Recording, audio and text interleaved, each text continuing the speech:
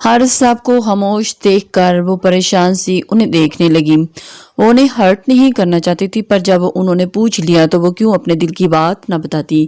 آخر ماں نہیں تھی تو باپ تو سب کچھ تھا اس کے لیے۔ آئی ایم سوری، وہ سر جھکائے بولی۔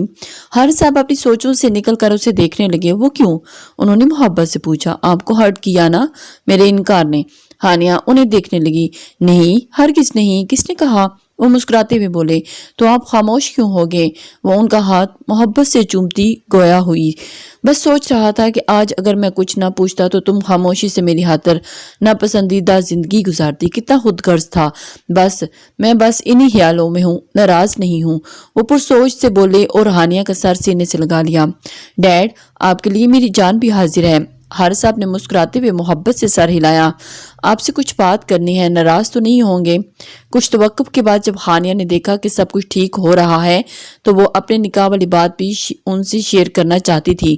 ویسے بھی ہادی نے تو رمیسا سے نکاح کر لیا تھا اور اس کے ڈیڈ کو بھی معلوم ہو گیا تھا کہ وہ ہادی کو پسند نہیں کرتی۔ اب انہیں اس سچ سے انجان رکھنا اسے بوجھ لگنے لگا تھا۔ وہ یوں پریشان سے سوچ میں گم رہتے ہوئے ہانیہ نے بے چین ہو جاتی تھی۔ اب تک صرف ہادی کی وجہ سے پریشان تھی اور خاموش بھی تھی، پر اب یہ مسئلہ دونوں طرف سے حل ہو گیا تھا تو کس بات کا خوف تھا اسے؟ حارث صاحب نے سر ہلا کر اسے اجازت دی تو ہانیہ گلا کھنکار کر ان کی طرف مڑی۔ ڈیڈ، وہ اس رات میں نے کہا تھا کہ میرا نکاح ہو گیا ہے۔ کوئی روم میں آیا تھا جس نے مجھ سے نکاح کر لیا۔ تو ڈیڈ، وہ سب ایک جھوٹ تھا، وہ دراصل میرا پورا خواب تھا، جس کا کافی دن بعد مجھے احساس ہوا کہ یہ سب میرا ایک خواب، میرا وہم تھا۔ یہ بھی ان برے خوابوں میں سے ایک خواب تھا۔ آئی ایم ریئلی سوری، میں آپ سے بہت معذرت خواہ ہوں، مجھے ایسا نہیں کرنا چاہیے تھا، میں نے آپ کو کافی تنگ کیا۔ وہ شرمندہ سی سر جھکا کر کہنے لگی۔ حارث صاحب کے دل میں جس بات کی بڑی خلش تھی، وہ کون تھا وہ شخص جس نے ان کی بیٹی کی زندگی کی خوشیاں چھینی چاہی تھی؟ ہانیہ کے منہ سے اتنے عرصے کے بعد جھوٹ سن کر وہ ساکت رہ گئے تھے۔ انہیں سمجھ نہیں آ رہا تھا کہ وہ اس خبر پر خوش ہوں یا اپنی بیٹی کو ایک زوردار تھپڑ ماریں اور احساس دلائیں کہ جب انہیں احساس ہو گیا تھا تو انہیں کیوں نہیں بتایا، کیوں اتنا خوف زدہ رکھا؟ پر وہ خاموش تھے، کچھ نہیں کر سکتے تھے۔ البتہ ان کے چہرے پر مسکراہٹ لوٹ آئی تھی۔ چلیں بیٹا، رات میں ڈنر پر اچھا سا تیار ہونا، کچھ خاص مہمان آ رہے ہیں گھر پر۔ وہ محبت سے اس کا ماتھا چوم کر بولے۔ ہانیہ جو ان کی طرف سے کسی سخت کارروائی کی منتظر تھی، ان کے ماتھے پر بوسہ دینے پر اس کی آنکھیں نم ہوں گی۔ آئی ایم سوری ڈیڈ، مجھے ایسا نہیں کرنا چاہیے تھا۔ وہ روتی ہوئی ان کے گلے لگی۔ وہ چاہ کر بھی حارث صاحب کو پورا سچ نہیں بتا سکی کہ وہ صرف نکاح نہیں ہوا تھا، اس کے روم میں تو بہرام ملک آیا تھا، گن پوائنٹ پر سائن بھی لیے تھے۔ البتہ وہ صرف اس کا نکاح رکوانے کے لیے تھا، پر ایک گناہ تو تھا جو نہ اس ورلڈ فیمس تھا کمینہ بزنس کے کیڑے نے انجام دیا تھا۔ اٹس اوکے، کوئی بات نہیں، جو ہوا اچھا ہوا، اس میں ہی بھلائی تھی آپ کی، ورنہ ہمیں کیسے معلوم ہوتا کہ ہماری بیٹی جبرن کسی رشتے باندھ رہی ہے۔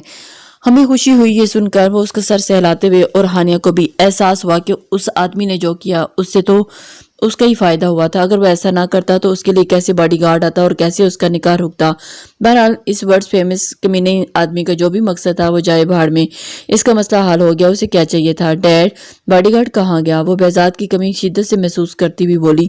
پتہ نہیں کیوں اس وائلڈ مین کو اس کی یاد نہیں آ رہی تھی، اور جہاں وہ اس کے دیدار کے لیے تڑپ رہی تھی اس جنگلی کو کوئی احساس نہیں تھا۔ پورچ میں کھڑی گاڑی کی ڈرائیونگ سیٹ کو مسلسل خالی دیکھتے وہ اداس ہوئی بولی۔ بیٹا، وہ کچھ کام میں مصروف ہے، اگر تمہیں شاپنگ کے لیے جانا ہے تو عبداللہ کو بلا لو، بہزاد بھی جلد ہی آ جائے گا، وہ خالی کپ ٹرے میں رکھتے ہوئے بولے۔ ہانیہ دن بدن بڑھتے دنوں کو اداسی اور مردگی سے گزرتے چند ہجر کا موسم کاٹ رہی تھی، اور اس نے عبداللہ سے کہا کہ بہزاد کی طرف چلیں، پر اس نے معذرت کرتے کہا کہ پچھلی بار کا سر کو معلوم ہو گیا تھا بیبی، اور انہوں نے سختی سے منع کیا کہ آپ کو وہاں لے کر جانے سے۔ ہانیہ کچھ کہے بغیر ہی دل محسوس کر رہ گی۔ یہ تو شکر تھا کہ اس کے ڈیڈ نے اس سے باز پرس نہیں کی۔ حارث صاحب نے اسمگلنگ کے سارے معاملات بہزاد کے حوالے کیے ہوئے تھے اور بری طرح اس میں پھنسا ہوا تھا۔ وہ کافی اچھے طریقے سے سنبھال رہا تھا، بلکہ ڈیل بھی بہت بہترین انداز میں بڑھا رہا تھا۔ حارث صاحب کو لگتا تھا کہ اگر وہ ایسے ہی کام کرتا رہا تو وہ لوگ جو 15 سال کے عرصے میں 1 سے 2 ٹرک 3 ट्रक तक पहुंचे थे। ये लड़का इन्हें दिनों में आसमानों तक पहुंचा देगा। वो ये भी जानते थे कि बेजाद की तेज रफ्तारी से फवाद चल रहा होगा और अब उसे इसे बुरा की मौत का भी अफसोस हो रहा होगा, पर वो अब कुछ नहीं कर सकते थे। हारिस फवाद का खौफ जानते थे। वो समझते थे अगर बेजाद उनके साथ काम में आ गया तो वो सड़क चाप लड़का दिन दिहाड़े अव्वलीन अमीर बन जाएगा, और दूसरा ऐसा ना हो कि हारिस से अपनी बेटी उसे थमाकर बॉडीगार्ड से दामाद बना ले। हारिस साहब को उनकी सोच पर हंसी आती थी। कैसी बचकाना सोच थी कि ऐसा हो सकता था कि एक मिनिस्टर की बेटी एक कमरे में रहने वाले गार्ड को दे दे। ऐसा हो ही नहीं सकता। और उसने ये सोच भी कैसे लिया कि उस शख्स के रूप से आगाह हो, वो अपनी नाजुक फूलों जैसी बेटी दे देता कि कल कला हनी को मालूम हो जाए कि उसके बाप एक स्मगलर था और वो जान कर उससे नफरत करने लगे। वो उस लड़के की जिंदगी को अच्छा बना सकते थे, पर उसे अपने सामने सर झुकाकर रहने के बजाय उठाने की इजाजत कभी नहीं दे सकते थे। ये बेवकूफ क्या जाने कि उन्होंने क्यों उसे स्मगलिंग में घसीटा था। एक तो उसकी जहानत जो उसकी आंखों से नुमाया होती थी, दूसरी उसकी जिसामत जो एक साथ कई पहलवानों को मार गिराए। बहादुर, निडर और बेखौफ बंदा जिसके न आगे कोई न पीछे। उसके सब्र और हिम्मत की वो दाद देते थे। जिस तरह वो उनकी बेटी की बदतमीजियां बर्दाश्त करता और उनकी लाई हुई मैट्रिक फेल की शर्ट पहनता और अपनी इतनी बड़ी यूनिवर्सिटी में जाकर लोगों के हंसी मजाक सहता था, ये कोई मामूली बात नहीं थी। ये सब बर्दाश्त करने के लिए असाब का मजबूत होना बेहद जरूरी था, और उस लड़के को देखकर लगता था कि सब्र बर्दाश्त उसके वजूद का हिस्सा है।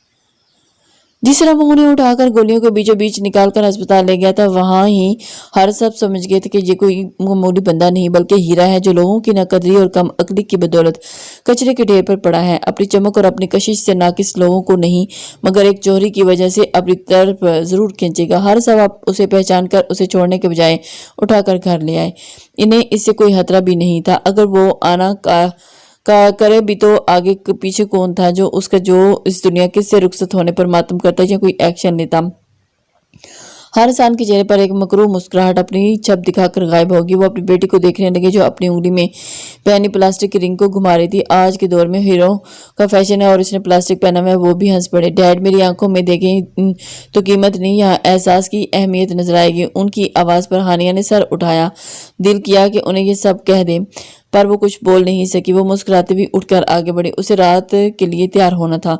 डैड ने खास तैयारी का कहा था तो जरूर खास ही दोस्त होंगे जो उनकी फैमिली समेत आ रहे होंगे, इसलिए उसे भी अच्छी तरह तैयार होना था। वो अपनी ब्लू स्कर्ट और रेड टी शर्ट को देखती हुई सोचती हुई अपने रूम में आई और क्लिप से गोल्डन बालों को आजाद करती बसले लहराकर उसकी पुख्त पर फैल गए और हाँ, बाल देखकर वो मजीद उदास होगी। उसके सब्ज नैन कटोर बरसने लगे। देखो wild man, I am sorry. मैंने जो किया उसके लिए आई एम रियली सॉरी। मैं तुमसे बहुत प्यार करती हूँ, प्लीज वापस आ जाओ। देखो, तुमने कहा था ना बाल बढ़ा लो, तो मैंने वो भी बढ़ा लिया। अब तो आ जाओ प्लीज। वो रोती हुई आईने में अपने शोल्डर कट बालों को देखते हुए कमर तक देखती, जहाँ खुश नसीबी वहीं उदास भी थी। वो बाइक रेसिंग के बाद उसे घर छोड़ कर गया था तो फिर वापस नहीं आया था। हानिया समझ रही थी कि जरूर उसकी बदतमीजी से नाराज होकर चला गया था। वो कुछ पल रोने की ख्वाहिश करती बेड पर लेट गई और बेआवाज रोने लगी। पता नहीं कहाँ था। सोच सोच कर वो पागल हो रही थी, पर दूसरी तरफ उस वाइल्ड मैन को कोई फर्क नहीं पड़ता था। उसे खतरे की बूर आ रही थी और उसका नन्हा दिल लरज रहा था। उसके चौड़े सीने में छुपकर खुद को महफूज करना चाहती थी, पर वो कहीं नहीं था। अलबत्ता उसकी याद में वो आंसू जरूर बहा रही थी। एक बार फिर से दिल करता था नंगे पांव उसे ढूंढे, गली गली उसकी खोज लगाए और उसे खींच कर वापस लाए और अपने साथ और बांध कर। वो कहीं नहीं था, पता नहीं कहाँ गायब था। उसे छोड़कर चला गया था या क्या, सोचकर उसका दिमाग फटने लगा और वो घबरा कर अपनी बिगड़ती हालत के जेरे असर गहरे गहरे सांस भरने लगी थी। लौट आओ बेहजाद, ऐसा ना हो कि मैं एक बार फिर टूट जाऊं, फिजा में बिखर जाऊं और तुम मेरी खुशबू भी ना पा सको। ऐसा ना करो मेरे साथ, प्लीज लौट आओ। अपनी मैडम के पास रोते रोते कब उसकी आंख लगी वो खुद भी नहीं जानती थी। वो ग्रीन कलर की खूबसूरत मैक्सी पहने, बालों को स्टाइलिश बन बनाए, नफीस सा पेंडेंट और डायमंड के टॉप्स पहने, खुशबू के से महकती हाई हील में मिसेस शमीम मलक गले मिली और मिस्टर जफर मलक के पास आई तो उन्होंने मोहब्बत से उसके सर पर हाथ रखा। जीती रहो, खुश रहो, शाद आबाद रहो। एक हाथ में बैसाखी थामे, दूसरे से उसके सर पर हाथ रखते हुए मुस्कुराते हुए बोल रहे थे। हानिया की नजरें उनकी कटी हुई टांगों पर टिक गई थी और उसका दिल डूब सा गया था। उसने बेसाख्ता ही उन्हें सहारा देने के लिए उनका बाजू पकड़ा, जिस पर मिसेस शमीम मलक के साथ जफर साहब भी हंस पड़े। इरादे अटल हों तो एक पांव पर भी दुनिया जीती जाती है बेटा। उन्होंने मोहब्बत से उसे देखते ही उसकी पेशानी चूमी। एक ही तो बात है, हिम्मत होनी चाहिए। پہاڑ ہو جھکنے لگے گا۔ ہانیہ مسکرا دی اور اپنی انگلی کی طرف دیکھا جہاں وہ پلاسٹک کی رنگ ابھی بھی موجود تھی۔ واؤ بھائی، دل خوش کر دیا حارث صاحب، آپ کی شہزادی نے۔ ظفر صاحب نے اس کا سر تھپتھپاتے ہوئے پرجوش ہو کر داد دی۔ ہانیہ کے ساتھ حارث صاحب بھی مسکرا دیے۔ وہ تو دل میں مزاج سے مخاطب تھی، لب پتہ نہیں کب بولنے لگے، اور جب بولنے لگے تب وہ ظالم کہاں کھو گیا۔ حارث صاحب نے ان کا اچھا سا ویلکم کیا اور انہیں ساتھ لے کر لاؤنج میں چلے گئے۔ ہانیہ ان دونوں کو خاص مہمان کے روپ میں وہ بھی اپنے گھر میں دیکھ کر شاک ہوئی تھی۔ اس کا باپ ایک منسٹر تھا اور وہ بزنس مین، دور دور تک کوئی کنیکشن نہیں تھا دونوں میں، پھر کیسے وہ ان کے گھر آئے، اور وہ بھی خاص گیسٹ بن کر۔ شاید ان کے باپ سے ملتے رہے ہوں گے پارٹیز میں، اور اسی وجہ سے آج اس سوچ نے اسے مطمئن کر دیا اور وہ خاموش سی صوفے پر بیٹھ گئی۔ مسز شمیم اسے بار بار ساتھ لگائے محبت جتا رہی تھی، جس پر ہانیہ کو الجھن سی ہونے لگی تھی۔ وہ اس طرح کی محبت کی عادی نہیں تھی۔ ساری عمر بس ہائے ہیلو سلام یا ایک ہیڈ کس کی تھی اور محدود تھی، اور اسے کہاں کبھی کسی نے گال پر یا سینے سے لگا کر محبت جتائی تھی۔ وہ بہت عجیب محسوس کر رہی تھی۔ ٹی وی شوز میں ان کا انٹرویو دیکھ چکی تھی، اور ویسے بھی ان کے بیٹے کی وجہ سے ملک مینشن کے افراد سے کوئی انجان نہیں تھا۔ وہ جانتی تھی کہ یہی مسز شمیم ملک تھی اور بہرام ملک کی والدہ۔ کافی دیر ظفر صاحب اور اس کے ڈیڈ کی سیاسی گفتگو چلتی رہی، اور ہانیہ مسز شمیم ملک سے ان کے پوچھنے پر اپنی اسٹڈیز اور فرینڈز وغیرہ کی باتیں کرتی رہی، اور ان کی کسی بات پر بھی کبھی کھلکھلا دیتی تو کبھی ہنس پڑتی۔ ملازمہ کے ڈنر ریڈی ہونے کی اطلاع دینے پر پرسکون میں ماحول میں ڈنر کیا گیا، جس میں ہلکی پھلکی گفتگو کے دوران حارث صاحب نے انہیں ہادی اور ہانیہ کا رشتہ ٹوٹنے کی آگاہی دی، اور یہ بھی بتایا کہ وہ جلدی میڈیا میں اس کا اعلان کریں گے۔ مسز شمیم ملک، جو پہلے ہی ان سے صاف انکار کی امید رکھے بیٹھی تھی، چوہان فیملی سے رشتہ ختم ہونے کی اطلاع سن کر خوش ہو گئی تھی اور ہانیہ کو پیار سے دیکھنے لگی، جو خاموش سی پلیٹ میں چمچ چلا رہی تھی۔ ڈنر کے بعد وہ سب اس وقت لاؤنج میں تھے۔ ہانیہ مسٹر ظفر ملک اور مسز شمیم ملک کے پاس بیٹھی تھی۔ سامنے ہی ان کا باپ بیٹھا، جو بہت خوش لگ رہے تھے، جیسے ساری دنیا ان کی مٹھی میں آ گئی ہو۔ وہ ماڈرن سی خاتون جو بہرام ملک کی والدہ تھی، جب سے آئی تھی اسے محبت جتائی جا رہی تھی۔ پہلے تو انہیں اپنے گھر دیکھ کر ہانیہ کو شاک لگا تھا، پھر اپنے ڈیڈ کی ہدایات یاد آئی تھی کہ کچھ الٹا سیدھا نہیں بولنا، بہت اچھے سے ملنا۔ جیسے ایک ماں اپنی بیٹی کو رشتہ آنے سے پہلے سمجھاتی تھی، ویسے ہی اس کا باپ اسے سمجھا رہا تھا۔ اسے گھبراہٹ سی ہونے لگی تھی اور دل کہہ رہا تھا کہ اگر باڈی گارڈ ہوتا تو اس کے ساتھ لانگ ڈرائیو پر نکل جاتی، پر وہ ہو تب نہ۔ اس کی بے بسی کی انتہا تھی اور خوف سے دل دھک دھک کر رہا تھا، اور اس کے باپ نے کچھ دیر پہلے شام میں ہی تو ہادی اور اس کا قصہ ختم کیا تھا، اور اب بہرام۔ اس کی سمجھ میں کچھ بھی نہیں آ رہا تھا کہ اس کے ڈیڈ کے دماغ میں ایسا کیا چل رہا تھا، اور یہ گیسٹ کس خوشی میں ہمارے گھر آئے ہیں۔ دوسری طرف کانوں میں سیسا بن کر بہرام ملک کی باتیں گونج رہی تھی۔ ہرگز نہیں، وہ کسی ضرورت اس کی نہیں ہو سکتی۔ بے شک اس کے پاس پیسہ، دولت اور شہرت سمیت سب کچھ ہے، پر وہ بہزاد تو نہیں ہو سکتا نا۔ اس کا بہزاد حساس، نرم دل اور محبت کرنے والا تھا۔ وہ کیسے اس انسان سے الگ ہو جو اس کے روم روم میں بستا تھا، اور اس کے دل کی ہر ایک دھڑکن میں صرف اسی کا نام تھا۔ وہ کیسے اسے خود سے الگ کرتی۔ یہ سب سوچتے ہوئے اس کی آنکھیں بھر آئیں اور وہ اپنے ڈیڈ کو دیکھنے لگی۔ اصولاً تو ہمیں کچھ جان پہچان بڑھانی چاہیے تھی، پر کچھ بات بڑھاتے پر معاملہ یہاں کچھ الٹ ہے۔ میرا بیٹا سالوں بعد راضی ہوا ہے، اور وہ بھی آپ کی بیٹی کے لیے، تو ہم اب کسی قسم کی دیر نہیں کرنا چاہتے۔ یہ نہ ہو کہ ہمارے بیٹے کا موڈ پھر سے بدل جائے۔ وہ ہانیہ کو ساتھ لگاتی اس کی پیشانی چومتی حارث صاحب سے بولی، بیگم جان تو وہاں ماری جاتی ہیں جہاں پہچان نہ ہو۔ الحمدللہ میں بہرام ملک کا باپ ہوں، آپ ان کی ماں ہیں، جسے ایک دنیا جانتی ہے۔ سامنے بیٹھی شخصیت MNA مرحوم حدید خان کا چھوٹا بھائی حارث خان ہے، جو منسٹر ہیں۔ پھر کون سی پہچان سے آگاہ کرنا ہے؟ اپنی بیوی سے بات متفق نہ ہوتے ہوئے ظفر صاحب نے کہا، ہو جس پر حارث صاحب متاثر ہوئے بنا نہ رہ سکے۔ بات تو ملک صاحب نے 100% سچ کہی۔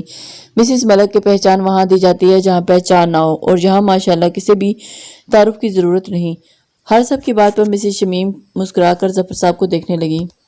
پھر ہم سمجھے کہ آپ کی طرف سے۔ انہوں نے خوشی سے نہال ہوتے پاس ہی بیٹھی زرد پڑتی ہانیہ کو دیکھتے ہوئے کہا۔ ہانیہ نے خوفزدہ ہو کر اپنے باپ کو دیکھا اور اپنے بنجر لبوں پر زبان پھیر دی۔ اس کا تنفس یکدم بگڑ گیا اور اس کا نازک سا وجود بے جان سا ہوتا لرزنے لگا تھا۔ یہ میری بیٹی کی خوش نصیبی ہے کہ وہ آپ کے خاندان کی بہو بنے گی، حارث صاحب خوش دلی سے بولے۔ Stop dead. ان لفظوں پر اس کے منہ سے درد بھری سسکاری نکلی۔ وہ اٹھ کر اندر کی طرف بھاگی۔ ہانیہ بیٹا واپس آؤ۔ حارث صاحب کو اس کا یوں منہ سسک کر منہ پر ہاتھ رکھتے اٹھ کر چلے جانا بالکل بھی پسند نہیں آیا تھا۔ انہوں نے اسے 2-3 آوازیں دی، پر وہ ان کی انسنی کرتی سیڑھیاں چڑھ کر اپنے روم میں بند ہوگی۔ جانے دیں خان صاحب، ابھی تو ہادی چوہان سے رشتہ ختم ہوا ہے، پھر اچانک سے نیا رشتہ۔ कायम करना आसान नहीं होता। हम समझ सकते हैं उसकी फीलिंग्स। इन्हें एक्सक्यूज करके जाते देख कर मलक साहब जल्दी से बोले तो वो नागवारी से बंद दरवाजे को देखते हुए वापस बैठ गए। जैसे कि आप दोनों जानते हैं, अभी हादी चौहान से रिश्ता खत्म हुआ है, तो इतनी जल्दी में कोई फैसला लेने का हक में नहीं हूँ। आप मुझे कुछ वक्त दें, मैं जल्दी आपको जवाब दूंगा। हर साहब हानिया का रवैया देखकर यही कह सकते थे, वरना उनका तो पक्का इरादा वहाँ हाँ कहने को था। ये सुनकर मुतमईन थे कि बहराम मलक ने सिर्फ हानिया खान के लिए हाँ की थी। शायद पार्टी में उसे पसंद आ गई थी और उनकी बेटी। आज हर साहब की खुशी की कोई इंतहा ना थी, पर उनकी बेटी ने रंग में भंग डालकर सब कुछ बर्बाद करने वाली थी। जी जरूर, आप वक्त ले लें, पर यहाँ हमारी भी मजबूरी है। हम इसी महीने में निकाह करना चाहते हैं, आगे आपकी मर्जी। मिसेस शमीम की बात पर हारिस साहब की आंखों की चमक बढ़ गई, जो जफर मलक जैसे बंदे की ज़ेरक निगाहों से छुप नहीं सकी।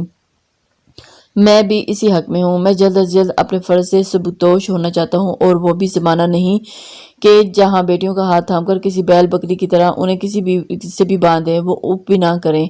आज का जदीद दौर है, और वो औलाद को जो पसंद की जूती ना मिले तो वो खाना पीना तर्क कर दें। वो मुस्कुराते हुए बोले तो मिस्टर एंड मिसिज मलक हंस पड़े। सच बात तो सच है, मगर बात है रसवाई की। जफर साहब की बात पर लाउंज में कह के गूंजे, तो हम उम्मीद रखें कि आप हमें 2-3 दिनों में सुकून बख्श जवाब देंगे। मिसिज मलक ने मुस्कुराते हुए जवाब पूछा। हारिस साहब ने कुछ गहरी सोच में चले गए, और दोनों मियाँ बीवी उसे देखने लगे। अल्लाह से अच्छी उम्मीद रखें। इनके जुमले दोनों की रूह की बेचैनी में सुकून की लहर दौड़ा दी। वो दोनों खुशी से उन्हें देखने लगे। दिल खुश कर दिया हर सहान। अल्लाह, तो ये हमें पूरा यकीन है कि वो बादशाह कभी किसी बेकारी की झोली खाली नहीं लौटा था। अब हम पुरसुकून हैं, क्योंकि बेगम, उन्होंने खुश होते हुए अपनी बेगम को देखा, और वो भी मुस्कुराकर सर हिला गई थी। हारिस साहब को अपनी बेटी की वजह से बहुत ज़्यादा परेशानी हो गई थी। मैं ये गिफ्ट लाई हूँ हानिया के लिए, वो तो है ही नहीं, आप मेरी तरफ से उसे दे दीजिएगा। उन्होंने सामने टेबल पर रखे बेशकीमती डायमंड की ज्वेलरी और दूसरे तोहफ़ की तरफ इशारा किया, जो खुद उठ खड़ी हुई। जफर साहब भी मुस्कुराए, हारिस साहब से मिले। हारिस साहब ने तोहफ़ के लिए उनका शुक्रिया अदा किया, और सब अलविदाई कलमात कहते पोर्च में आ गए। उन्हें देखकर कुछ फासले पर खड़े उनके साथ आए गार्ड्स अलर्ट हो गए और भागकर गाड़ी का डोर उनके लिए खोला। यूं एक हसीन शाम अपने एहतिताम को पहुंची। हनी, दरवाज़ा खोलो। मिस्टर मलक और मिसेस शमीम के जाने के बाद हारिस साहब गुस्से से हानिया का रूम का दरवाज़ा नॉक करते पूछे। बेड पर पड़ी सी सकती हानिया ने सुर आंखें उठाकर सामने दरवाजे की तरफ देखा। नहीं खोलूंगी, आपको जो करना है करें, मेरे दिमाग मत खाएं डैड। हर बार अपनी करते हैं, मेरी कोई ज़िंदगी नहीं। पहले बैरी के नाम किया, फिर हादी के, और अब बहराम के। मुझे आपने पैसों के लिए खिलौना बना दिया डैड। जिसके पास जितना पैसा होगा उसके हवाले कर देंगे आप मुझे। कल कला कोई बहराम मलक ज़्यादा पैसे वाला आ गया तो उसे तलाक दिलवा कर फिर उसके हवाले कर देंगे। वो गला फाड़ कर चाहिए, और साइड टेबल से टाम्पी से उठाकर दरवाजे पर दे मारा। तुम इतनी बदतमीज़ होगी, मुझे अंदाज़ा नहीं था। हारिस साहब उसकी बात पर दुख से बोले थे। हाँ, होगी हूँ मैं बदतमीज़, और मुझे बदतमीज़ बनाने वाले आप सब हैं। वो सब गुस्से से पागल हो रही थी और धाड़े मार कर रोती अपनों को पुकार रही थी। आज मेरे बड़े डैड होते तो आप मेरे साथ ऐसा कुछ करने की सोच भी नहीं सकते थे डैड। मेरी माँ होती तो मुझे कोई भी नहीं तोड़ता। अजाब हो गई है मेरी ज़िंदगी, जीना हराम कर दिया आपने। मेरा सारी खुशियाँ छीन ली आपने मेरी बचपन से ही। वो गुराती हुई एक के बाद एक चीज़ उठा कर दरवाजे पर मार रही थी, गले में पड़ती हराशों पर। वो बुरी तरह खांसने लगी और निढाल होती, टूटती, बिखरती नीचे गिर गई थी। मॉम, आंखों के सामने खूबसूरत सी 2 औरतों का चेहरा घुमा तो वो ज़मीन पर सर मारती सिसक उठी थी। मुझे भी साथ ले जाती, सिर्फ बैरी को क्यों लेगी? मैं जानती थी कि आप मुझसे ज़्यादा बैरी से मोहब्बत करती थी। इससे आपको मोहब्बत थी, बड़े डैड को, बड़ी माम को भी। उसे तो ले गए, मुझसे किसी को मोहब्बत नहीं थी, तो मुझे छोड़ गई आप। I hate you all, I hate you बैरी। वो सिसकती, बड़बड़ाती, होशो हवा से बेगाना होकर कलीन पर सो गई। बाहर खामोश खड़े सब कुछ सुनते। हारिस साहब अपनी आंखें साफ करते। पास खड़े अब्दुल्ला को दूसरी कीज लेकर दरवाज़ा खोला।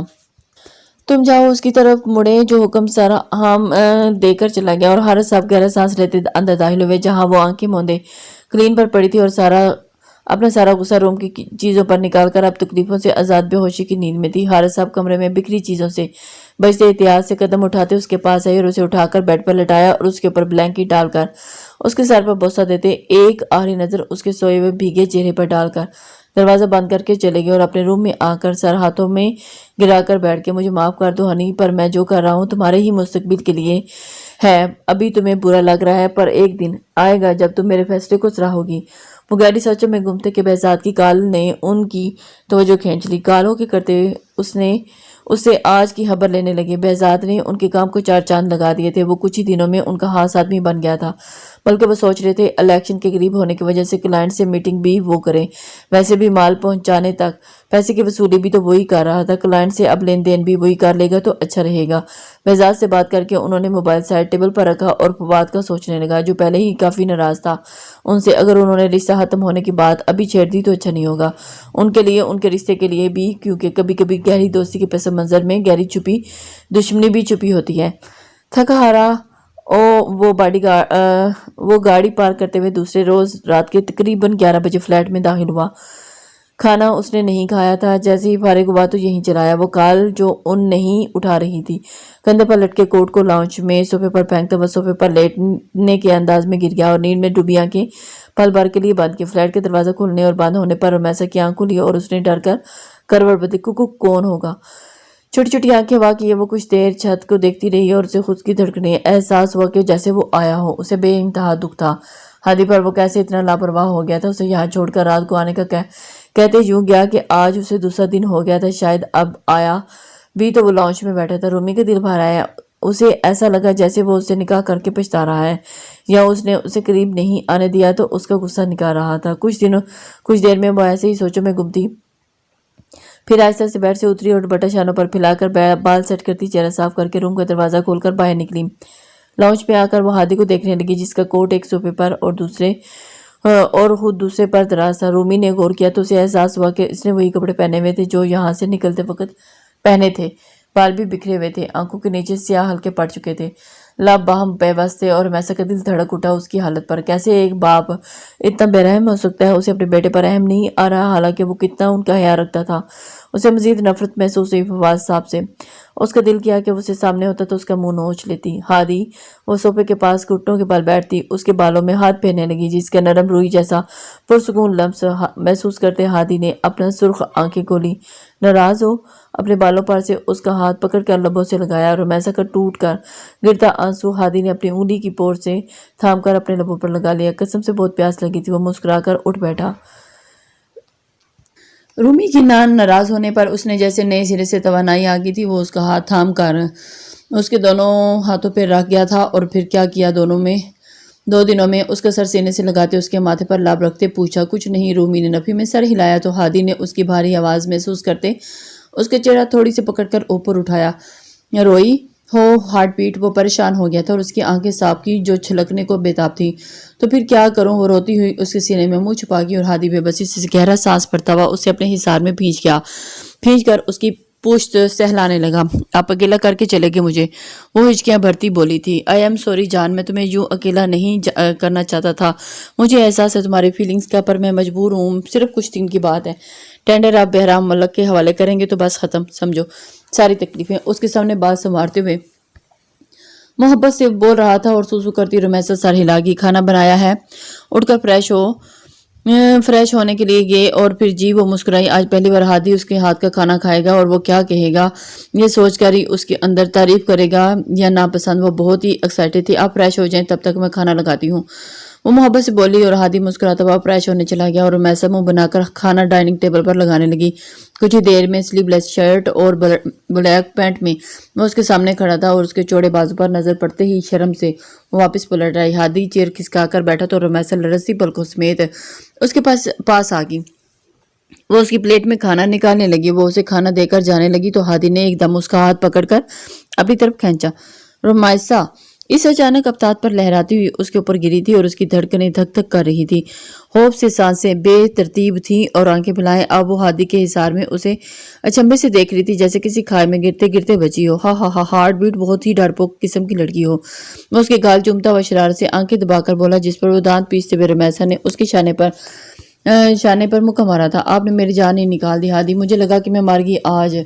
وہ پانی سے بھری آنکھوں سے دیکھتی ہوئی معصومیت سے بولی تھی اور اس کے مارگی لفظ استعمال کرنے پر ہادی کی جیسے سانسیں ہی کھینچ لی ہوں کسی نے۔ خبردار رومی، اگر آئندہ ایسی بکواس کی تو۔ وہ چیخ پڑا تھا اور اسے اپنے سینے میں کسی معصوم بچے کی طرح چھپا لیا۔ رومی اتنے عرصے میں پہلی بار اسے خود پر چیختا دیکھ کر جہاں سہمی تھی وہیں اس کے احساسات محسوس کرتی۔ اگر وہ ایسا کہتا تو اس کی بھی فیلنگز اس سے الگ نہ ہوتی۔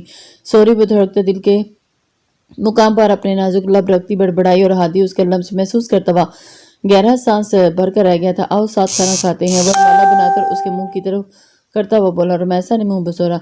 यहीं आप आराम से बैठकर भी खिला सकते थे, इस तरह डराने की क्या जरूरत थी। शिकवा करते उसने नवाला लेने के लिए मुंह खोला और हादी ने बड़ी ही चाहत से नवाला बनाकर उसके मुंह में डाला। यार मैं तो बस बात तुम्हें करीब करना चाहता था, ये गलत बात तुमने खुद की ही। वो खुद भी खा रहा था और उसे भी खिला रहा था। रमैसा ने बहराम मलक को सुबह ही कॉल की थी कि जो दूसरी कॉल पर अटेंड कर ली थी। उसने कोई सवाल उससे नहीं किया था कि उसने क्यों हादी से निकाह किया, जबकि तुम जानती हो उसकी असलियत। वो कुछ नहीं बोला। बस सब कुछ दिन फिर तुम्हारी जिंदगी बहुत खूबसूरत हो जाएगी। अगर तुम्हारे शोहर की मोहब्बत तुम्हारे लिए सच्ची होगी। तो रमैसा का दिल धड़कना भूल गया। ये सब सुनकर मतलब अब शतरंज का खेल इख्तिताम पजीर होने वाला था। जीत किसकी होगी या और हार किसका मुकद्दर ठहरेगी, इन सोचों में उसे चैन ना आया। पूरा दिन वो यही सोचकर रिलैक्स हो गई। अभी कुछ दिन तो बाकी हैं और अभी वो जीत सकती है।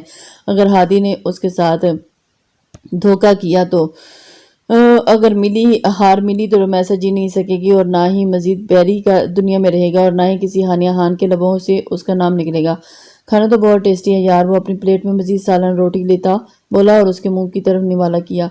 नहीं यार, मेरा खाने का मूड नहीं, बहुत हो गया। रमैसा मुंह उसके सीने में की तरफ कर गई थी और हादी सर हिलाता खुद ही खाने लगा था। जब बाहर एक नवाले के बाद खुद कोई खूबसूरत लफ्ज मुंह से निकालता तो खुश हो जाती। मैं से बार बार उठने की कोशिश कर रही थी, पर सामने रखा हादी का हाथ उसे ऐसा करने से बाज रख रहा था। उसने जब खाना खाकर नैपकिन से हाथ साफ किए तो चेयर की पुष्ट से सर टिका। तो रूमी ने भी उसकी परेशानी से देखा था। क्या वो बहुत खा लिया क्या? उसने फिक्रमंदी से उसके पेट को देखते पूछा तो हादी हंस पड़ा। नहीं यार, दिल कर रहा है अब खाऊं और अब पेट में जगह नहीं। बस इसी बेबसी की कैफियत में बेचारगी से बोला। कह रमैसा ने हंसते हुए उसके इशारे पर हाथ मारा। कसम से बहुत ज्यादा जबरदस्त खाना बनाती हो, दिल करता है खाता ही जाऊं और खाता ही जाऊं। वो शौकी से बोला। बस बस बस, खाते ही जाएंगे तो पेट फुल हो जाएगा। और बीच में टोकर बोली तो हादी हंस पड़ा था और चेयर खिसका कर उठा और वो नीचे उतरी। बर्तन समेटने में हादी ने उसकी हेल्प करने लगा और रूमी कहती रही कि जाए आराम करें आप, पर वह कहाँ मानने वाला था। अपनी हार्ट बीट को यूं अकेला काम करने के लिए छोड़ देता, वो खुद आराम करता। उसके नजदीक नामुमकिन था ये सब। क्या कर रहे हैं हादी? वो बर्तन धो रही थी जब हादी ने उसके पीछे उसे अपने हिसार में लेकर थोड़ी उसके कंधे पर टिकाते हुए उसके हाथ को थाम कर उसके साथ बर्तन साथ धुलवाने की उसकी गर्दन पर लब रखते हुए वो उसके कान में बोला। वो बर्तन छोड़कर सिंक को थाम गई थी। आप तंग कर रहे हैं मुझे, वो मिनमिनाई और हादी ने सीरियस अंदाज में लब सिकेड़े। शोहर हेल्प करवा रहा है काम में, वो तुम्हें लग रहा है कि मैं तंग कर रहा हूँ? बड़े अफसोस की बात है, मुझे तुमसे ये उम्मीद नहीं थी। हार्ट बीट, वो अफसोस करता हुआ बोला और उसकी शर्ट जरा कंधे से सिरकाई। हादी, उसने सहम कर उसे पुकारा। हादी हंस पड़ा। सच में मैं तंग कर रहा था, जल्दी से आओ रूम में। उसके कंधे को अपने लबों से चूमते हुए कहकर लगाकर बोला। उसके जाते ही रमैसा ने फिजा में गहरा सांस लिया और फिर अपने धक धक करते बेताब दिल पर हाथ रखा। किचन की सफाई करके वो बाहर निकली और लाउंज में आकर सोचने लगी कि रूम में जाए या नहीं। हार्ट बीट वो इसी कश्मकश में थी कि हादी की आवाज आई रूम से। वो उसे पुकार रहा था, जिस पर रमैसा मुस्कुरा दी और उसके कदम उसकी तरफ बढ़े। जी। रूम में आकर उसे लेटता देकर उसके पास बेड पर दूसरी तरफ बैठी और उसके बालों में उंगलियां चलाने लगी। बस जी जान, और क्या चाहिए? वो कुशन सीने में पीछे आंखें मौत कर बोला। रमैसा खामोश नजरों से उसे देखने लगी और कुछ देर और गुजरी तो हादी ने आहिस्ता से उसे अपनी तरफ खींचकर अपने सीने से लगा लिया और कुशन दूर फेंकते हुए उसे अपने हिसार में लेकर आंखें मौन की। सुबह फिर से चले जाएंगे। और उसकी हल्की हल्की शेप पर उंगलियां फेरती पूछने लगी। हादी ने बेबसी से उसे देखा। सिर्फ कुछ दिन उसके माथे पर लब रखते वो गहरा सांस भरकर आंखों पर बाजू रह गया था। रमैसा सर हिलाती रह गई। कुछ दिनों बाद का सोचते उसकी सांसें अटक रही थी। वही वो सुकून का सांस भरकर सो रहा था। मेरी रूह क्यों तड़प रही है या अल्लाह? वो होटल रूम की खिड़कियों में आसमान को देखता हुआ गोया हुआ दिल जैसे सिसक रहा था। कोई अपना तकलीफ में था, पर कौन था? उसका अपना पैसों का खेल था, कांच के रिश्ते। मैडम, उसकी आंखों में लहू रंग होने लगी। उसने मुठियां भींच ली और उससे अलग रहना चाहता था, दूर होना चाहता था, पर कुछ नहीं कर पा रहा था। वो क्यों तकलीफ में होगी? उसके पास क्या कमी है? रिश्ते थे, अपने थे, पैसे, खुशी, जिद, नखरा, और उसके पास किस चीज की कमी थी? वो क्यों तकलीफ में होगी? लब पींच कर उसने हाथ का मुक्का बनाकर दीवार पर दे मारा। ये शायद मेरे अंदर का गम और तरफ है, वरना उसे क्या तकलीफ हो सकती है? जेब से सिगरेट का पैक निकालकर उसने सिगरेट सुलगाया और गहरा कश लिया। वो जलता हुआ रूम में कभी रखी रैकिंग चेयर पर बैठा और फसीले शब्द से कोई अब पुकारता है क्या? मिला ना एक भी उस दिन तलाश जब थी मुझे। फिजा में सिगरेट के धुएं ने गम के बादल बनाने शुरू कर दिए और सब उससे लापरवाह रैकिंग चेयर पर झूल रहा था। चमन में मौजूद उस हसीन दिन में भी वो होटल के रूम में अंधेरे किए बैठा था। उसका दिल कह रहा था कि अभी क्लाइंट से रब्ता करे और उनसे माल की कीमत वसूल करके चला जाए, पर उसे अभी 8 घंटों का भी इंतजार करना था जब माल चेकिंग से वापस आएगा और फिर पेमेंट होगी। ये काफ़ी मुश्किल मरहला था। इस दौरान इसे जान का भी खतरा हो सकता था क्योंकि इस बार माल किसी आम लोगों तक नहीं पहुंचाया गया था। वो अंडरवर्ल्ड के हाई लेवल गैंगस्टर कम्बोज और उसकी अंधेरी दुनिया पर राज करने वाले केमल हाशमी के पास माल की डिलीवरी लेकर आया था और उन्हीं के एक होटल में वो उस वक्त मौजूद था। वो निडर और बेखौफ इन दहशतगर्दों के बीच अकेला था। उसकी नजरें बार बार सामने रखे मोबाइल पर जा रही थी। दिल कह रहा था कि अभी मोबाइल उठाकर उस दुश्मन जाना की आवाज़ सुन ले ताकि बेसुकून दिल को करार आ जाए, मगर उसने पहचानने से इनकार कर दिया। तो काल की औकात भूल गए या बॉडी गार्ड नहीं पर्सनल गार्ड हो। उसका दिमाग मुख्तलिफ सोचों की अमाज का बना हुआ था। हानिया अब सिर्फ यही रास्ता था कि वो उसका नाम लेकर दिल को सुकून दे, और सुकून मिल भी रहा था और शिद्दत और तिश्नगी को करार मिला। जैसे तपते सहरा में किसी ने बादल का साया दिखाया और बंजर हलक में पानी की बूंदें उंडेल दी हो। एक अलग सी प्यास थी जो रूह में जो उसके नाम से ही बुझ रही थी। हान वो फिर से उसे पुकारने लगा। रस्ते जख्मों पर जैसे किसी ने मरहम लगा दिया हो। वो मुस्कुरा दिया। फिर भी मैं तुम्हें ना पाऊं तो क्या पाऊं तुमसे, तुम बताओ। वो खुद कलामी करता पास रखी ऐश ट्रे में सिगरेट का टुकड़ा मसल कर दूसरा सुलगाने लगा। सिगरेट लबों में दबाकर गहरे कश पड़ता धुआं तारीख फिजा के सुपुर्द कर रहा था। धुएं के मरगोलों में वो पुरस्कार से मुस्कुराहट के साथ उसमें नमूदार होता भीगा चेहरा देखने लगा। बिलाशुबा वो उसकी नकचड़ी मैडम थी, पर वो क्यों रो रही थी? ये सवाल मन को बेचैन कर गया था। फिर से याद आ रहा हूँ। दूसरी तरफ मुंह से धुआं छोड़ते वो उसमें हियाला की शहजादी को देखते पूछने लगा, जो मौसमियत से सर इकरार में लाती आंसू बरसाने लगी। हा हा हा, तड़प रही हो ना? मुझे भी ऐसे ही जख्म मिले थे। वो जख्मी सा कहकर लगाता नम आंखें मूंद गया। उसमें हिम्मत नहीं बची थी मजीद उसे सिसकते देखने की। रो मत, मैं आ जाऊंगा, तुम्हारा गार्ड हूँ, तुम्हें छोड़कर कहाँ जा सकता हूँ मैडम। अब तो मुंह से खेल कर भी तुम्हारी जितनी हैसियत बना रहा हूँ। अब रो नहीं, बल्कि मुस्तकबिल के ख्वाब देखो जहाँ तुम्हें तुम्हारा बॉडीगार्ड हर खुशी देगा। दुनिया से छीन कर भी देनी पड़ी तो उसके लफ्जों में जुनून पैदा हुआ और जुनूनियत से कहता हुआ कोई जुनूनी इंसान लग रहा था, ना कि अपनी मैडम का बॉडीगार्ड। आप मेरे साथ ऐसा कैसे कर सकते हैं डैड?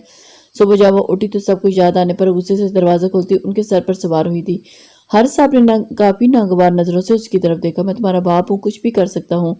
तुम्हें मुझे बताने की जरूरत नहीं कि मैं क्या कर सकता हूँ और क्या नहीं। वो सख्ती से बोले और हानिया की आंखें डबडबा गई।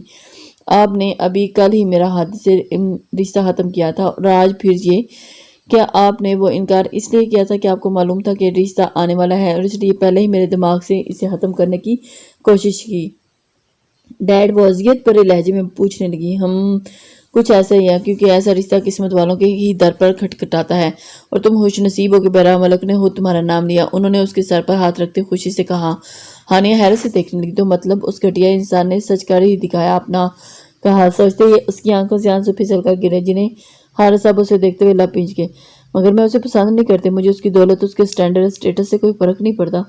वो खुद को मजबूत बनाती दो टोक लहजे में चीही थी। क्यों? वजह वो दाड़े। आखिर एक दिन तो तुम्हें शादी करनी है ना, और मैं तुम्हारे फर्ज से आज़ाद होना चाहता हूँ। आखिर तुम्हें क्या मसला है? बहराम से मसला है डैड, मसला ही मसला है। मुझे उस इंसान से मैं कतई उसे बर्दाश्त नहीं कर सकती लाइफ पार्टनर के तौर पर। जैसे हादी को लाइक नहीं करती थी वैसे उसे भी नहीं करती, बल्कि मैं उस इंसान से शदीद नफरत करती। I hate him. वो मुठियां बीचते हुए अंगारे चबाती बोली। तो फिर किसे पसंद करती? वो अपना कोट फेंक कर उसके सामने खड़े हुए हानिया को उसके तेवरों से कुछ खौफजदा होती खुश्क लबों पर जुबान फेरने लगी, और पर उस इंसान को होने से बेहतर है कि मौत थी। बब बहजाद। वो नजरें उसके बूट पर टिकाई कपकपाती आवाज में बोली। हारिस साहब ने गुस्से से अपनी मुठ्ठियां दबाई। मर गया है वो, क्यों नहीं समझती? सालों पहले मरा था। वो मरे हुए कभी वापस नहीं आते हानिया। उसकी हमेशा वाली तकरार पर हारिस साहब जिच होते सर पर धाड़े थे, जिस पर हानिया की आंखों से आंसू निकलकर जमीन पर गिरे और उसे उन आंसुओं में एक मुस्कुराता चेहरा नजर आने लगा। बा बेहजाद बॉडी गार्ड, वो कहकर आंखें मीच गई। नाजुक से बदन पर लर्जा तारी था। हर सब साकित से उसके लरजते बदन, गिरते आंसू और झुके सर को देखने लगे, और उनके कान साए कर रहे थे। सर पर जैसे सातों आसमान टूट पड़े हों। हानिया ने मुकम्मल सकूत देकर भीगी हमदर्द पलकों की बाढ़ उठाए। अपने बाप को देखा और उसकी धड़कनें बंसी हो गई थी, और अपने बाप को यूं शाख में खुद को तख्ता पाकर किसे उन्होंने अपनी समातों का धोखा समझते एक बार फिर पूछा। हानिया ان کی سرسراتی آواز پر سہم گئی۔ بابا باڈی گارڈ سے ممم میرا مطلب بہزاد کو۔ اس نے روتے ہوئے اپنی دونوں ہاتھوں کی انگلیاں آپس میں مروڑ دیں۔ وہ کرتا ہے۔ کچھ لمحوں کے بعد چپتے لہجے میں پوچھا، ہم دونوں کو ایک دوسرے سے محبت کرتے ہیں ڈیڈ۔ وہ گلا تر کرتی آنسو صاف کرنے لگی تھی۔ اپنے باپ کو بالکل خاموش دیکھ کر اسے لگ رہا تھا جیسے موت سامنے آ گئی ہو۔ چٹاخ چٹاخ، بے شرم بے حیا، دکھا دی نا اپنی اوقات۔ ہر صاحب کے ہاتھ بلند ہوتے ہی ان کی دھاڑ گونجی اور چیختی ہانیہ منہ کے بل گری تھی۔ آپ کچھ بھی کر لیں، میں صرف بہزاد سے شادی کروں گی اور کسی سے نہیں، کسی سے بھی نہیں۔ آپ نہیں جانتے کہ اس انسان کو یہ وہی ہے ڈیڈ جو رات کو میرے روم میں آیا تھا۔ میں نے آپ سے جھوٹ بولا کہ وہ میرا وہم تھا، اصل میں یہی بہرام ملک ہی آیا تھا اور ابھی آتا ہے میرے روم میں۔ اس نے مجھے دھمکا کر سائن لیا تھا، مجھ سے کہا کہ وہ مجھ سے شادی کرے گا۔ ٹرسٹ می ڈیڈ، بہت ہی وہ کمینہ ہے، کوئی گیم کھیل رہا ہے آپ کے ساتھ۔ وہ چیخی ہوئی لبوں سے نگلے خون کو بھی صاف کرتے ہوئے گڑ گڑائی۔ حارث صاحب نفرت سے اسے دیکھ رہے تھے۔ بند کرو اپنی بکواس، کبھی کہتی ہو نکاح کیا گیا، کبھی کہتی ہو کوئی آیا تھا، کبھی کہتی ہو وہم ہے کوئی نہیں تھا، برا خواب تھا، تو کبھی کہتی ہو بہرام ملک تھا۔ پاگل سمجھا ہے مجھے؟ پہلے ہادی سے شادی رکوانے کے لیے بہانہ بنایا، اب پھر بہرام ملک پر الزام لگا کر خود ہی اس 2 ٹکے کے نوکر سے عشق لڑا رہی ہو۔ شرم نہیں آئی اپنے باپ کے پیٹھ پیچھے ایسا کرتے ہوئے؟ وہ پاگل ہوتے چلا رہا تھا اور وہ چلا رہے تھے اور اس کے سسکتے وجود کو بھون کر رکھ دیتے کہ اسی پل عبداللہ گھبرایا ہوا اندر داخل ہوا اور اپنے سر کے وہ بیبی کے اس طرح کے برتاؤ پر حیران رہ گئے تھے اور اسے اس بات کا اندازہ ہی نہیں تھا کہ سر اس طرح بیبی کے ساتھ کریں گے۔ ابھی ہانیہ پھٹے لبوں سے عبداللہ کو دیکھتے ہوئے اس کی طرف آئی۔ وہ جیسے تڑپ گئے تھے اس معصوم کی حالت پر۔ بیبی، انہوں نے آگے بڑھنا چاہا مگر حارث صاحب نے ہاتھ اٹھا کر اسے روک دیا۔ نکاح کی تیاریاں کرو، شام کو اس کا نکاح ہے بہرام ملک کے ساتھ۔ وہ اس پر ہونہار نظریں ڈالتے ہوئے کچھ بھی سنے بغیر وہاں سے نکل گئے۔ ابھی میں نہیں کروں گی اس سے نکاح، میں بہزاد سے پیار کرتی ہوں، ابھی مجھے اس کے پاس لے چلیں، میں اس سے ملنا چاہتی ہوں۔ وہ روتی ہوئی اس کے پاؤں میں گر گئی۔ عبداللہ کی نظریں سرخ پڑ گئی، وہ آنکھیں پھیر گیا۔ وہ یہاں ہوتا تو میں اسے کھینچ کر لے آتا، سر کے کام سے گیا ہے ملک سے باہر، اب تو آپ کی دعائیں ہی اسے موت سے بچا کر لا سکتی ہیں۔ وہ کہہ کر رکا نہیں، ہانیہ کو مٹی کا بت بنا کر چھوڑ گیا۔ وہ خاموشی سے بند ہوتے دروازے کو دیکھتی رہ گئی، دروازے کو تکتے پھر کچھ نہ سوچتے اس نے اوپر آسمان کی طرف ہاتھ اٹھا دیے۔ یا اللہ اس بار نہیں، یا اللہ مجھ سے میرا بہزاد مت چھینے، میں جی نہیں سکوں گی اس کے بغیر۔ وہ روتی ہوئی چیختی دروازہ پیٹتی رہ گئی تھی، پر حارث صاحب کی سخت ہدایت پر کسی میں ہمت نہیں تھی اس کے لیے دروازہ کھولنے کی۔ روتی ہوئی بہزاد کو پکارتی دروازے پر سار مارنے لگی۔ حارث صاحب اس نمک حرام کا سوچتے کر رہے تھے، جس تھالی میں کھایا اسی میں چیت کیا، حرام خور، میرے یقین اور اعتماد کا جنازہ نکال دیا۔ اب دیکھو حارث خان تمہارے ساتھ کیا کرتا ہے۔ موبائل پر نمبر ڈائل کرتے انہوں نے سوچا کہ بار بار ڈائل کرنے کے بعد بھی کال نہ اٹھائے، پر وہ غصہ ہوتے لاپینچ کے دروازے پر دھڑ دھڑ ہاتھ مارتی ڈیڈ کی صدائیں لگاتی اپنی بیٹی کی آواز سننے لگی۔ سر کیا فواد چوہان کو بلانا ہے؟ لاؤنج میں ٹہلتے حارث صاحب سے عبداللہ نے پوچھا۔ نہیں، کسی کو بھی نہیں، یہ نکاح صرف 2 گھروں کے لوگوں کے بیچ میں ہوگا، انہوں نے سخت لہجے میں کہا۔ عبداللہ خاموشی سے سر ہلا گیا۔ کچھ دیر کے بعد گہرا سانس پڑتے انہوں نے موبائل نکالا اور ظفر صاحب کو کال ملائی، جو 3 بیلز کے بعد اٹینڈ کر لی گئی۔ ملک صاحب، میں چاہتا ہوں کہ آج شام آپ لوگ خاموشی سے آ کر نکاح کر جائیں، باقی کی رسمیں دنیا دکھاوا ہم بعد میں کریں گے، جب الیکشن سر سے ٹل جائیں گے۔ سلام دعا کے بعد انہوں نے 2 ٹوک کی بات کی۔ دوسری طرف اسپیکر پر کال سنتے ہی مسز شمیم اور ملک صاحب پریشان ہو گئے۔ خیریت خان صاحب، کوئی مسئلہ یا پریشانی ہے تو شیئر کریں، ہم آپ کو پورا ساتھ دیں گے، پر یوں اچانک سے نکاح، ابھی تو ہمارا بیٹا راضی ہوا ہے، وہ یوں اچانک نکاح پر کیسے راضی ہوگا؟ ظفر صاحب نے مسز شمیم کے حیرت بھرے تاثرات دیکھتے کہا، ایسی کوئی بات نہیں ہے، جو ہے وہ میں خود ہینڈل کر لوں گا، اگر آپ کر سکتے ہیں نکاح شام میں تو آئیں، ورنہ میرے پاس 2 اور پرپوزل ہیں۔ وہ چڑھ کر بولے اور دروازہ پیٹتی روتی بیٹی کو غصے اور کہر بھری نظروں سے دیکھا۔ ایک ملازم سے عشق کرے گی سوچتے ہی ان کی رگوں میں خون کھول اٹھا۔ آپ تو ایسے کر رہے ہیں جیسے بیٹی نہ ہوگی کوئی ڈیل ہوگی، ایک کے نہیں تو دوسرے کے حوالے کر دیں گے۔ ظفر صاحب کافی کوپ سے موبائل کو دیکھتے ہوئے بولے، ہمیں کوئی پریشانی نہیں، آپ نکاح کی تیاری کریں۔ بہرام ملک نے ظفر صاحب کے ہاتھ سے موبائل لے کر کہا۔ وہ دونوں اسے دیکھتے رہے۔ دوسری طرف بہرام کی روبدار آواز سنتے وہ پرسکون ہو گئے تھے۔ یہاں میں نے سب تیاریاں کر دی ہیں، آپ سب صرف نکاح کے لیے آئیں۔ بہرام کی ہم کے جواب میں وہ خوشی سے کہتے کال منقطع کر گئے۔ یہ کیا کر دیا؟ پھر کیا فائدہ اس سارے؟ وہ سب کچھ جانتے ہوئے بھی کس بات کی توقع رکھ رہی ہیں؟ مام، آپ اپنی بہو کے لیے جو کچھ بھیجنا ہے شام بھیج دیں اور شام کی تیاریاں کریں۔ وہ اپنا حکم سناتا برف کے سے تاثرات کے ساتھ آگے بڑھ گیا۔ پیچھے کریم مسکراتا کوٹ اور بریف کیس لے کر اس کے پیچھے گیا۔ یہ ہو کیا رہا ہے مسز شمیم؟ اس کے جاتے ہی ظفر صاحب کی جانب رخ کیا آپ کو خوش ہونا چاہیے کہ آپ کا بیٹا نہ صرف شادی کے لیے راضی ہو گیا بلکہ اتنی بڑی مشکل جہاں مجھے لگتا تھا کہ وہ نکاح سے انکار کر دے گا پر اس نے ہاں کر دی۔ آپ کے لیے تو خوشی کی بات ہونی چاہیے، ظفر صاحب نے مسکراتے ہوئے کہا۔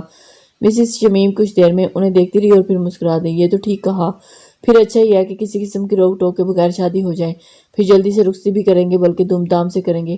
وہ خوشی سے کہتے ہوئے ساڑی کا پلو سنبھال کر اٹھی اور اپنی خاندانی زیورات اور سرخ بھاری عروسی جوڑا جو ان کا خاندانی تھا نکال کر بھیج دیا۔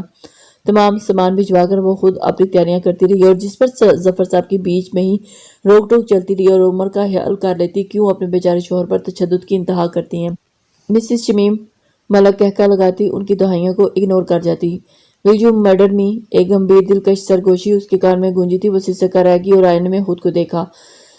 سر پر ٹکا ٹیپ ریڈ دوپٹہ اور ماتھے پر ماتھا پٹی اور چھوٹی سی ناک میں نتلی لمبی سی ہمدار پلکوں کو سنوار کر گھرنا کر کے سبز آنکھوں کو سنوارا گیا تھا اور آنکھوں کی سرخی سے ان سبز نین کٹوروں کو اور بھی قاتل بنا دیا گیا تھا۔ بھاری جڑواؤں زیورات سے لدی وہ ڈیپ ریڈ عروسی جوڑے میں معصوم سی شہزادی لگ رہی تھی۔ تھوڑے پر موجود 3 نقطوں کو مزید سیاہ کر کے اس کے قاتل حسن کو مزید 4 چاند لگا دیے تھے۔ اس نے ہمیشہ اس کی پرتپش نظریں اپنی تھوڑی پر اور ناک پر محسوس کی تھی جو ہمیشہ اس کی نظروں سے سرخ ہو جاتی تھی۔ یہ سب میرے کیے کی سزا ہے۔ میں نے اس کی حیثیت بھلائی اور اس پر حق جتایا اور اسے سنہری ہاتھ دکھایا اور پھر جب وہ جھکا اور مجھے اپنا مانا اپنی حیثیت بھلائی اور مجھے میری سانسوں میں بسایا تب پھر میں نے کیا کیا، اس حیثیت کو پھر سے ہمارے بیچ لا کھڑا کیا۔ میں نے اسے یوں مایوس کر دیا، اسے دھتکار دیا، ہمیشہ اپنی کرتی آئی ہوں، اسے نیچا دکھایا، اس پر ہمیشہ اس کی اوقات واضح کی، اسے کسی کا نہیں ہونے دیا۔ آج خود گری ہوں، منہ کے بال میرا غرور خاک ہو گیا، سب کچھ برباد ہو گیا، میں برباد ہوگی، کچھ نہیں بچا، ہان نہیں بچی۔ ایک بار پھر اسرا اور پہلے ہوا کے جھونکے کی طرح آیا اور مجھے اپنا بنایا اور پھر چلا گیا۔ اس بار آیا اور مجھے احساس دلایا، میں نے ٹھکرا دیا۔ میں اسی لائق ہوں، اسی لائق ہے ہانیہ خان۔ میرا دل کرتا ہے ابھی جاؤں اور تانیہ کے پاؤں پکڑ کر کہوں کہ جاؤ میرے بعد اسے سمیٹ لینا۔ میں کچھ نہیں کہوں گی، صرف اسے بکھرنے مات دینا، اسے سب بھلا دینا کہ کوئی ہانیہ خان تھی تمہاری میڈم۔ وہ رنگیلی ہاتھوں پر سر ٹکائے سسک رہی تھی، پھوٹ پھوٹ کر رو رہی تھی اور وہ خاموش سی سن رہی تھی۔ بس کر دو، میرا دل پھٹ جائے گا بیبی، میں نہیں برداشت کر سکتی تمہاری یہ حالت۔ رنگیلی نے آنکھیں صاف کرتے ہوئے اس کا سر سہلایا۔ کچھ دیر سے پہلے ہی اسے اچانک سے لون سے عبداللہ لینے آیا تھا اور وہ ہانیہ کے بلانے پر بھاگی آئی، پر یہاں جو اس کا حال تھا دیکھا تو خود بھی ٹوٹ پھوٹ گئی۔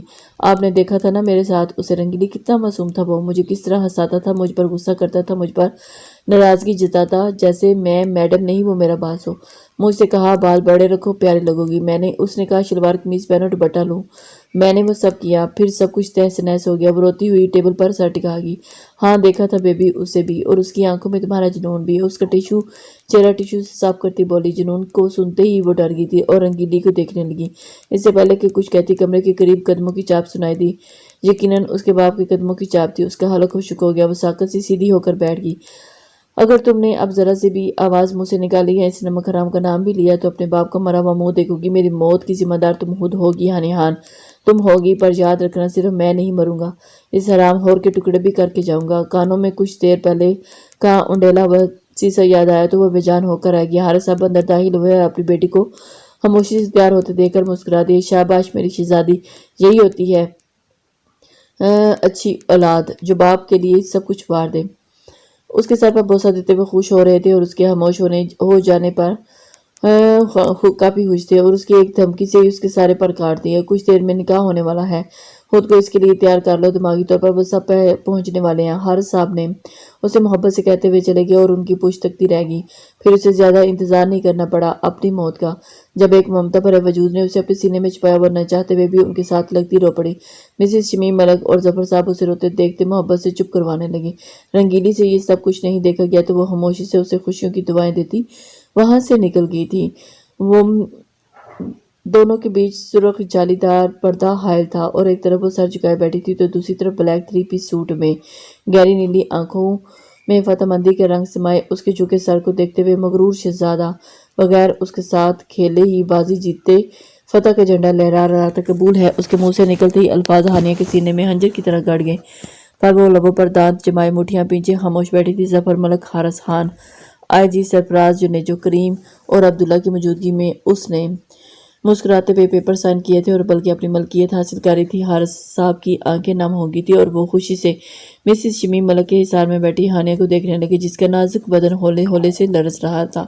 ہانیہ خان ولد حارث خان، آپ کا نکاح بہرام بہزاد ملک ولد ظفر ملک کے ساتھ بے عوض ایک باڈی گارڈ بہرام کی زندگی اور 50 لاکھ حق مہر کیا جاتا ہے۔ کیا آپ کو یہ نکاح قبول ہے؟ قاضی صاحب نکاح پڑھاتے صاحب نظریں چرانے لگے، جیسے ان کی غلطی ہو یہ سب لکھوانے میں۔ باڈی گارڈ اور بہرام کی زندگی حق مہر میں کہتے وہ خود سٹپٹا رہے تھے، پر یہاں اس مغرور شہزادے کا حکم تھا۔ بہرام ظفر صاحب نے کہہ کر دبا دیا تھا۔ وہیں مسز شمیم ملک حیران سے اسے دیکھنے لگی۔ حارث صاحب پریشان تھے کہ کون سا باڈی گارڈ دینے والا ہے حق مہر میں، اور یہ تو بہرام ہے، بہزاد کہاں سے ہو گیا؟ بہرام بہزاد، وہ کنفیوز ہوئے۔ دو ناموں کا ایک وجود۔ وہ بڑبڑائے اور شاک کی حالت میں بہرام کو دیکھنے لگے۔ صوفے پر ٹانگ چڑھائے، لبوں میں سگار دبائے، کسی ریاست کے بادشاہ کی طرح وہ بیٹھا متبسم نظروں سے ہانیہ خان کے جھکے سر کو دیکھ رہا تھا۔ کیا تھا یہ سب؟ کون سی گیم تھی؟ کس طرح کی شطرنج کھیلی جا رہی تھی؟ کچھ معلوم نہیں ہو پا رہا تھا انہیں۔ یہ میرے بہرام کا مکمل نام ہے، بہرام بہزاد ملک۔ بہرام سلطنت ہے اور بہزاد اس کی بنیاد۔ ظفر صاحب مسکراتے ہوئے بتانے لگے۔ حارث صاحب نے بہرام کی طرف کافی غور سے دیکھا۔ آئی جی سرفراز اور ظفر ملک مسکرا دیے۔ کیا ہو گیا مجھے؟ لگتا ہے اپنی بیٹی والی بیماری لگ گئی ہے کہ اب سب میں اس مرے ہوئے وجود کو ڈھونڈ رہا ہوں۔ وہ خود کو جھٹکتے ہوئے اس کی گہری نیلی سرد آنکھوں میں دیکھنے لگی، جو سامنے جالی دار پردے پہ ٹکی ہوئی تھی۔ بہرام کی سرخ آنکھیں اس کی غیر موجودگی کو نوٹ کرتی لہو ہو گئی تھی۔ حارث صاحب ششدر رہ گئے تھے، ششدر تھے کہ اس کے تعارف پر، جسے یہ سب سن کر خوش کرنا چاہیے تھا، وہ خاموشی سر ہلا گئی، جس پر اس کی گہری نیلی آنکھوں میں ناگواری کی لہر دوڑ گئی۔ بڑا برا حال ہوگا تمہارا۔ آج جی نے پاس بیٹھنے ہونے کی وجہ سے اسے وارن کرنا ضروری سمجھا۔ اس نے ناک سے مکھی اڑائی۔ قبول ہے، اس نے روتے ہوئے اپنے باپ کا ہاتھ اپنے سر پر محسوس کرتے سر ہلا دیا۔ ہانیہ خان ولد حارث خان، آپ کا نکاح بہزاد حدید خان ولد حدید خان کے ساتھ بے عوض 30 لاکھ حق مہر کیا جاتا ہے۔ آپ کو یہ نکاح قبول ہے؟ سالوں پہلے کی سرسراتی بھاری آواز خوفناک اس کے کانوں میں گونجی تھی، اور اسے لگا کہ اس کا دماغ معاف ہو رہا ہے اور اس کے دماغ کے کان کے پردے پھٹ جائیں گے، پر وہ اسے کیسے مرنے دے سکتے تھے؟ ابھی تو امتحان باقی تھے، زندگی کی رسمیں باقی تھی۔ قبول ہے؟ تیسری بار اس کی گھٹی گھٹی آواز جس کی حلق سے برآمد ہوئی تو حارث صاحب کے ہاتھ کا سر پر دباؤ محسوس کرتے ہوئے اس نے لرزتے ہوئے ہاتھوں سے پیپر سائن کیے تھے۔ اس کی آخری امید بھی ٹوٹ گئی تھی۔ اسے لگا کہ وہ آئے گا، اسے بچائے گا، اس کا باڈی گارڈ، لیکن وہ نہیں آیا، اور پھر وہ ثابت کرے گا کہ پر کہا گیا وہ کس قید خانے میں بھیج دیا گیا۔ اس کے باپ نے صرف اسے ہی معلوم تھا کہ اس کا باڈی کہاں تھا۔ نکاح مبارک ہو۔ ظفر صاحب بہرام ملک کو گلے سے لگا لیا، اور بہرام نے نفرت بھری نظروں سے حارث خان کو دیکھا۔ آجی صاحب اس کی سرخ ہوتی آنکھوں میں دیکھ کر اس کے کندھے پر ہاتھ رکھتے ہوئے وقت کا احساس دلانے لگے۔ بہرام مسکراتا اپنی مام کے ساتھ سیڑھیاں طے کرتے اپنے جنون کو دیکھنے لگا۔ ختم کر دو اسے، حارث صاحب نے ایک سائڈ پر ہو کر مکروہ لہجے میں فون کی دوسری طرف کہا، اور مسکراتے ہوئے واپس ان کی طرف آئے تھے۔ ایسے نمک حرام کی انہیں کوئی ضرورت نہیں تھی۔ چمن سے لوٹنے والا تھا تو یہاں اس کا قصہ ہی ختم کر دینا تھا۔ حارث صاحب نے اس کا انجام وہی انتہائی برا چاہتے تھے، بغیر فواد کو بتائے اسے ختم کر دینا چاہتے تھے۔ اسی سلسلے میں انہوں نے ابھی کمشنر کو کال کر کے حکم دیا تھا۔ مسز شمیم ملک اسے لے کر روم میں آئیں تو ہانیہ بےساختہ ہی روتی ان سے اپنے کندھے چھڑوا کر کمفرٹ میں گھس گئی اور اسے منہ تک اوڑھ لیا۔ مسز شمیم اس کے رویے پر حیران اور پریشان سی بیڈ کے پاس کھڑی بیٹھی رہی۔ نکاح ہو گیا ہے، آپ کے بیٹے کی ضد پوری ہو گئی ہے، اب آپ سب جا سکتے ہیں، وہ روتی ہوئی کمفرٹ کے اندر سے بھاری اور بھیگی آواز میں بولی۔ مسز شمیم ملک اس کے لہجے میں ہبکی محسوس کرتی تڑپ اٹھی، اور انہیں تو رات کو ہی وہ کافی پسند آئی تھی۔ ظفر صاحب کے سامنے وہ بار بار بہرام کی پسند کو سراہ رہی تھی، اور ان کے بس میں ہوتا تو وہ رات کو ہی نکاح پڑھوا کے اپنے ساتھ لے جاتی، پر یہ ناممکن تھا۔ پھر وہ ان کی یہ دلی خواہش بھی تھی۔ پھر صبح ہی انہیں حارث صاحب کی کال آ گئی تھی، تم بیزار ہوگی اپنی ماں سے، پر میں تو اپنی پیاری معصوم سی بیٹی کو اتنی جلدی چھوڑ کر نہیں جانے والی۔ وہ اس کے پاس بیٹھتی، اس کے سر سے کمفرٹ ہٹا کر اس کے اچانک نکاح سے اس کی کیفیت سمجھتی، اس کا سر اپنی گود میں رکھ کر محبت سے سر پر ہاتھ پھیرنے لگی۔ ہانیہ تو کافی دیر کچھ بولنے کے قابل ہی نہ رہی۔ سالوں بعد ممتا کے احساس کو محسوس کرتی وہ پرسکون سی ہوگی، اور کچھ پل کے لیے سب کچھ بھلا دینا چاہتی تھی، اور اس کی آنکھ سے وجود میں ایک ٹھنڈک کی لہر دوڑ گئی۔ پھر کافی دیر دونوں خاموش رہی۔ وہ خاموشی سے ममता को महसूस करती बहराम मलक की किस्मत पर रश्क करने लगी कि किसी को तो अल्लाह बगैर आजमाए जो चाहे देता और कुछ को उसके बॉडीगार्ड जैसे बदनसीब लोगों को भी ठोकरों पर छोड़ देता है। उसकी सोचों का वसी दायरा एक बार फिर वहजात के गिर्द घूमने लगा। वो सिसकियां दबाती मिसेस शमीम के हाथों को मजबूती से जकड़ते आंसू बहाती लब दांतों तले दबाकर तकलीफ से आंखें मीच गई थी। फिर काफी देर मिसेस शमीम मलक उसके पास बैठी रही। जब वो गहरी नींद में चली गई तो झुककर उसकी पेशानी चुमती वो मुस्कुराई और बहुत एहतियात के साथ उस कांच सी गुड़िया का सर तकिए पर रखकर कंफर्ट ठीक करती खुद भी रूम से निकल आई थी। हमारी बेटी की तबीयत कैसी है अब? सफर साहब ने मुस्कुराकर, उनकी आंखों में काफी इस तरह भी कैफियत थी। वो बेचैनी से पूछ रही थी, ठीक है, सो रही है अब? वैसे मिस्टर खान, आपने ये अच्छा नहीं किया। क्या मासूम बच्चे के साथ यूं अचानक से निकाह करके पहले उसकी राय जानते, उसके बाद दिमागी तौर पर मुतमिन होने के लिए वक्त देते, फिर कोई ऐसा फैसला करते? मिसेस मलक जफर साहब को जवाब देकर अब हारिस साहब की तरफ मुड़ी और बगैर अपनी नागवारी छुपाए साफ बात कह दी, बुरा लगे तो उनकी बला से। मैं जानता हूँ मिसेस मलक की वह भी इतनी जल्दी निकाह के हक में नहीं थी, पर वो तैयार है, पूरी तरह अपने डैड की मजबूरी समझती है। ये रोना नाराजगी जताना उसकी आदत बन चुकी है। वो निकाह की वजह से नहीं बल्कि मुझसे दूर जाने की वजह से रो रही है। अब बेफिक्र वो राजी थी इस निकाह से। मैंने कोई भी उस पर दबाव नहीं दिया निकाह के लिए, बल्कि बहराम बेटे के लिए वो दिल से राजी और खुश थी।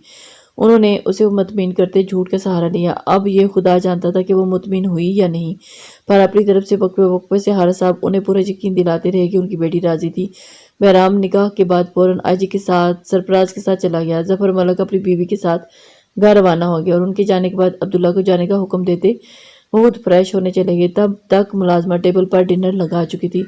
उठो, खाना खा लो, फिर सो जाना। हारिस साहब ट्रे टेबल पर रखकर उसके पास आए और सर पर हाथ फेरते हुए बोले थे, आपको मेरी फिक्र करने की जरूरत नहीं, मैं खाऊं या मरूं, आपको क्या फर्क पड़ता है? वो गुस्से से उनका हाथ झटक कर बोली थी, हनी मुझे गुस्सा मत दिलाओ, मैंने जो किया तुम्हारे मुस्तकबिल के लिए किया है, आगे चलकर तुम्हें खुद एहसास होगा। हारिस साहब गुस्से से डांटते हुए उसके चेहरे से कंफर्ट खींच चुके थे।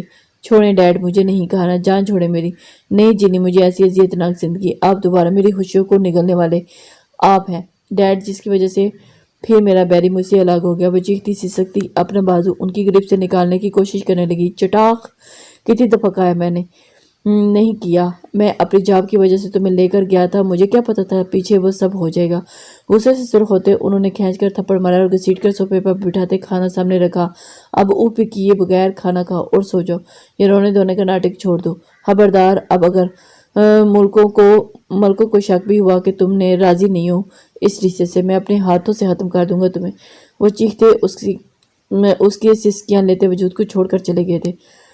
ये मेरे डैड है ही नहीं, कोई नहीं, दौलत का पुजारी है वहाँ। वो हाथों में चेहरा छुपा कर रोती रही। कुछ देर बाद दिल का हल्का ना हुआ तो पर भूख ने अपना एहसास दिलाया तो चंद नवाले लेकर सब कुछ नोच कर उतारती दरवाज़ा ला करके बेड पर आ गई थी। रात के किसी पैर उसे लगा कि जैसे कोई सीने से लगाए उसे थपकर सुला रहा हो, पर ये उसका वहम, उसका एहसास था। उसे लगा कि जैसे उसकी माँ उसे थपकर सुलाने की कोशिश कर रही थी, जिसकी वो आस लगाकर सोई थी। उसे ये गम अंदर से खाया जा रहा था। बहराम मलक उसे जीत गया। वो हानिया हान नहीं, मिसिस बहराम मलक बन चुकी थी और उसका बॉडीगार्ड उससे छीन लिया गया था। वो बेवफा बन गई, उसके लिए दुनिया से छुपा देना चाहती थी, खुद ही दुनिया से हार गई। टूट कर चाहते थे, बिखर कर बिछड़े और फिर सालों बाद मिलन। एक सिसक रहा था, अनजान बना तो दूसरा मुसलसल मुस्कुरा रहा था।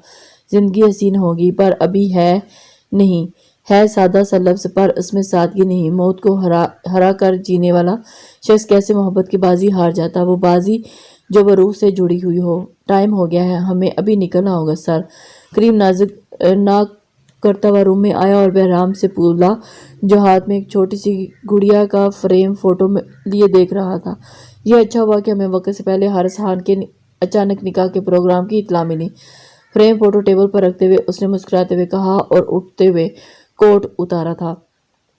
करीम ने कहा, मुस्कुराते हुए सर हिला दिया, हाँ ये बात ठीक है कि उन्हें वक्त पर इत्तला दी मेन पर्सन हारिस खान के इरादों की। अगर बहराम ना मिलता तो ज़रूर वो हानिया खान की शादी हादी से ही करवा देता, बदनामी के डर से। आईजी के प्रोग्राम क्या है? मीटिंग के लिए तैयारी करते उसने सरसी से पूछा था। सब रेडी हैं, बस आपकी कमी महसूस की जा रही है। ठीक है, उसने शरारती अंदाज में कहा। तो करीम ने कहा, जिस पर कि बहराम कहकर लगाकर हंसा, हम अपनी पूरी कमी पूरी कर देते हैं। ब्रीफ केस उसकी तरफ फेंकते हुए उसने खुद को पेश किया। उसके मसरूर अंदाज पर पुरकैफ कफ केस को खींचकर कैच करते हुए उसने करीम को मुस्कुरा दिया और घड़ी चौड़ी कलाई से निकाल कर ड्रेसिंग टेबल पर रखते हुए बहराम ने उसे आगे बढ़ने का हुक्म दिया तो वो सर हिलाकर वहां से निकल गया और बहराम एक नज़र सब्ज नैन कटोरों वाली उस बच्ची की तस्वीर पर डालते आगे बढ़ता। वो महसूस करता था उसकी तकलीफ पर वो मजबूर था। हाँ, बहराम मलक मजबूर था एक मामले में। वो मामला हानिया खान से जुड़ा था जिसके सामने वो मजबूर होता था और रहता था। मिस्टर जफर दरवाजे के सामने टहल रहे थे जो उसे सीढ़ियां उतरते देखकर उसकी तरफ लपके। अपना ख्याल रखना बहराम, ये सब इतना ज़रूरी नहीं जितना तुमसे जुड़ी वो मासूम जान है, उन्होंने एहसास दिलाया। बहराम मुस्कुरा दिया। आई नो डैड, बट वो मासूम जान उससे जुड़ी है जिससे मेरी धड़कन जुड़ी है। Don't worry. उन्हें साथ लगाते वो मुस्कुराया और सर पर बोसा देता सफर साहब की दुआएं लेता। एक नज़र रूम के बंद दरवाजे के पीछे सोई अपनी माँ की ममता को महसूस करता वहां से निकल आया। करीम ने उसके लिए दरवाज़ा खोला तो वो अंदर बैठ गया और उसके लबों में सिगार दबा हुआ करीम तेज रफ्तार से गाड़ी ड्राइव करते हुए वक्तन फवक्तन उसको देखने लगा। बहराम मलक। ये सफ़र बहराम मलक के साथ काफ़ी खूबसूरत रहा। चमन के नवाही गांव में उस वक्त माल की चेकिंग के बाद अब पेमेंट वसूल कर रहे थे और हार साहब की मजीद टीम के साथ उस वक्त उसके सामने एक छोटे से मट्टी से अटे सहरा के धूल में बिल्कुल दबे हुए घर में बैठे थे जिसका सिर्फ दरवाज़ा ही खुला था जिससे अंदर आया जा सकता था। हमने पैसे तुम्हारे अकाउंट में ट्रांसफ़र कर दिए हैं, तुम चेक कर सकते हो। कम्बोज नामी सियाफाब ने भारी आवाज़ में उससे हाथ मिलाते मुस्कुराकर कहा था। बेजाद ने कान में लगे ब्लूटूथ डिवाइस में मुस्बत जवाब पाते ही सारे लाए तो वो मुस्कुरा दिया। उसकी ज़रूरत नहीं, हमें आप पर यकीन है। उसने हाथ हल्का सा दबाया और हल्का सा दबाव देते छोड़ दिया था। वो काफ़ी मुतासिर हुए थे इससे। बातें करते वो सब इस सहराई घर से बाहर आए और धूल के उड़ने पर बेजाद ने अपनी आंखें ज़रा सी छोटी कर ली और बाकी सब का भी यही हाल था। वो सब अब सहराई मैदान में खड़े आपस में बातें कर रहे थे। आसपास धूल उड़ रही थी। सामने ही असले से भरे ट्रक मौजूद थे। दूर जमीन पर लेटे मौजूद नाइट विजन दूरबीन आंखों से लगाए सारा मंजर देख रहे थे। कोई मशीन गन पर नस्ब जदीद थर्मल इमेजिंग साइट की मदद से वीडियो रिकॉर्डिंग कर रहे थे। रात के 2 बज रहे थे। हर तरफ अंधेरा छाया हुआ था।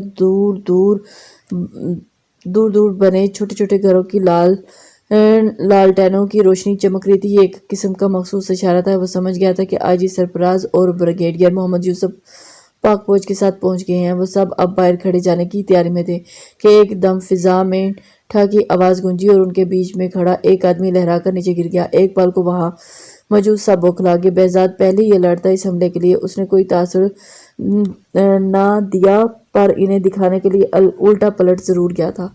फायर। कमील हाशमी ने अपने साथी को गिरते देखा तो धाड़कर हुक्म दिया और आवाज़ की गूंज के साथ ही उसके आदमियों ने अलर्ट होते अंधाधुंध फायरिंग शुरू कर दी। ब्रिगेडियर मोहम्मद यूसुफ ने फौजी नौजवानों के साथ चारों तरफ इन असला खरीद दहशतगर्दों को घेर लिया। कमील हाशमी पाक फौज को देखते ही होनहार होकर मुकाबले पर उतर आए। ट्रक में बैठा ब्लूटूथ में आईजी की आवाज़ गूंजी। बेजाद ने मुड़कर ट्रक की तरफ देखा जो अपने सामने खड़े कमील हाशमी को। धोखेबाज वो धाड़ा और हाथ में मशीन गन की बैग उसके कंधे पर मारनी चाहिए और इसी पल बेजाद नीचे झुका और लात उसकी टांगों पर मारी और दोनों एक साथ नीचे गिर पड़े। उन दोनों को लोचते देखकर कमील हाशमी सियाफाम उसके साथी भी बेजाद की तरफ मुतवज्जो हुए। ठा के साथ ही फिजा में उस पर फायर हुआ और उससे पहले कि बेजाद कमील हाशमी को कंधों से पकड़कर करवट बदलता पीछे खींच चुका था। ट्रक ले जाओ, बेजाद ने कहते हुए अपना घुटना कमील हाशमी की गर्दन पर रखा और उससे गन मशीन छीनते उनका निशाना लेने लगा। नीचे कमील हाशमी तड़पता हुआ चीख रहा था जिस पर बेजाद ने अपना दूसरा पांव उसके मुंह पर रख दिया। करीम अंधाधुंध फायरिंग करता भागता आया और बेजाद की तरफ तो दूसरी तरफ अब्दुल्ला ने हथियार उठा लिए। उनकी ज्यादा कोशिश थी बेजाद को वहां से निकालने की पर मुसलसल होते ब्लास्ट से वो काफी दूर होते गए थे। तुम लोग जाओ यहाँ से, बेजाद की गिराती आवाज गूंजी और उसके पेट में कमील हाशमी ने खंजर घोंप दिया था। अब्दुल्ला और करीम ने एक दूसरे को देखा और दूसरी तरफ आईजी सरफराज उसके लहजे में मुकाबले की ताकत महसूस करते परेशान हो गए। वो अकेला था और उनसे उलझा हुआ था। मौत एक बार फिर उसके सर पर थी। अब देखना यह था कि मौत उसे ले जाती है या वो फिर एक बार उसके शिकंजे से निकल जाता है। कैप्टन अब्दुल्ला, इंस्पेक्टर करीम और अल्लाह अकबर का नारा लगाते हाथों में मशीन गन उठाए मैदान में उतर आए। बॉडीगार्ड कमील हाशमी को कुछ नहीं होना चाहिए। वो एक बड़ा सबूत है हमारे पास मिनिस्टर का। ब्लूटूथ डिवाइस से आईजी सरफराज की खबरदार करती आवाज़ गूंजी थी।